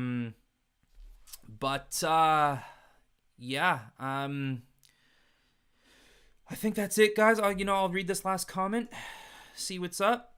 Young Hustlers Entertainment, what is up? Is it possible for Jason Momoa to play 2 characters in the new DC? As in, could they actually pull it off correctly? Possibly. I mean, he's going to be Lobo. I think that's really clear. He did talk the other day about how Aquaman is going to be a big part in the DCU. I think he's done with Aquaman. I don't think he wants to be Aquaman anymore. I think he wants to go off to Lobo, considering how big of a fan he is. We got to keep in mind general audiences at the end of the day, right? We don't want to confuse people, because I know us as big comic book fans who want to sit here and say, this could work, right? They can make this work, and I will be able to differentiate it. I don't think everybody will be able to, because we have to keep in mind general audiences is a big part of people who go to the movies. So if they're going to do 2 roles for Momoa, they got to do it properly. But yeah, he's done with Aquaman. He will not be that character anymore. If it's anybody, it's going to be Lobo. So, yeah, 2 is unlikely. But I think that's it, guys. I think that's it for this stream. It was a ton of fun. Glad everybody could join. And just like the Claymore says there, thanks for the stream. Now it's time for some Resident Evil 4 remake. I absolutely agree. Go check that game out if you haven't. Go buy that game if you can. It is so much fun. One of the best remakes I've ever played. But regardless, once again, thank you everyone for being here. Great time. Hit that like button on your way out. Get this stream to everybody. But until next time, everyone, I'll talk to you all very soon. And we'll do this again soon. See ya.